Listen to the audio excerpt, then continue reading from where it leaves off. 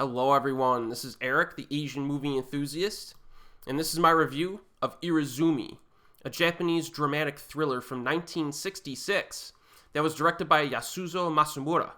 Now, I already told you about this movie in my top 10 Asian movie lists playlist, which I included a top 10 list of Yasuzo Masumura's filmography. So I picked my 10 favorite films from him and made a video about that. So if you're interested in getting more recommendations of films from this director, check out that video. I'll include a link in the description box below.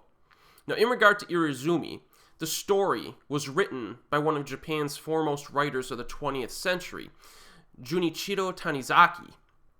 It's a stylish tale of lust, betrayal, and revenge that is set in Edo-era Japan. Now, actress Ayako Wakao stars as Otsuya. She's the daughter of a rich merchant who is tempted into marriage by her lover, a man named Shinsuke, a lowly employee of her father's. Now, her father disapproves, so these two lovebirds flee together. On their flight, however, Otsuya's beauty attracts the gaze of Seikichi, a mysterious master tattooist who sees her pristine white skin as the perfect canvas for his art. The image of a large demonic spider that emblazons across her back marks her as the property of another man, and then it radically alters her relationships with everyone around her. All right, so kind of interesting. It's in some ways this is a femme fatale film, basically. That's one of the interesting plays here, and we see right from the start. We see this woman's strength, her personality strength, with her relationship with this Shinsuke guy and how she just actively disobeys her father's wishes.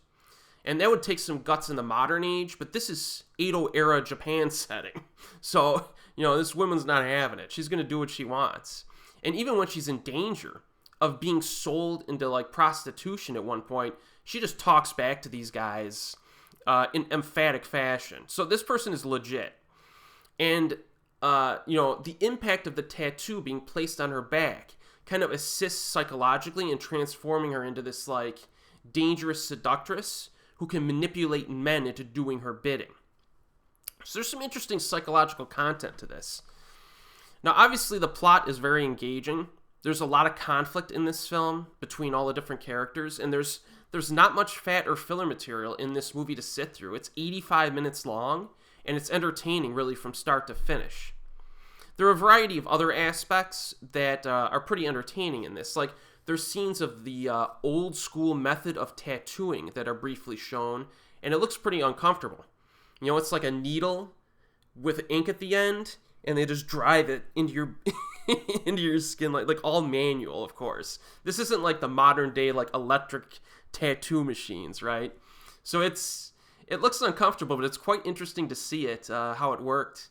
And, obviously a lot of these tattoo artists, even today, are really kind of talented people to really get the images down. But back then, it had to be harder, right? But there are a few murders in this film, of course. Nothing excessive in terms of blood or violence, but they're in here.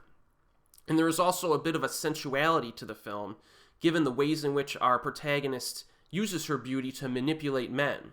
Now, ironically, there's only partial nudity in this film and no sex scenes at all. So it takes a very classy approach to the material, which I appreciate.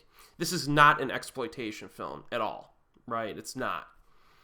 And then we have Ayako Wakao, who's a regular actress for Masumura, and she's very talented. She starred in Red Angel from 1966, also directed by Masumura. If you have not seen Red Angel, watch it. It's really good. I really cannot think of a performance by this actress that I did not enjoy. She's always good in every role, regardless of what it is. And in Irezumi, she provides more of a dominating presence, which is necessary for this kind of character. In this role, you need someone who has screen presence, even if they're placed in the background. And sometimes I was more concerned with how her mannerisms and stuff in the background, while the stuff in the foreground is going on, maybe conflict or discussions and stuff like that. So she's very good in this. In terms of direction, it's not super flashy. Movement of the camera is very basic, but the framing of shots and the use of color is pretty impressive. It is nicely shot for sure, and some of the nighttime scenes with the snow are quite pretty. So really, I mean, Irezumi, it's a very good quality flick, very good. I can understand maybe some people. I don't know. I think most people would like this if they sat down and watched it. It's pretty cool, and it's available streaming and on Region B Blu-ray. So that's the Arrow Video release, I believe, and it's a nice release. And as always, I will see you next time.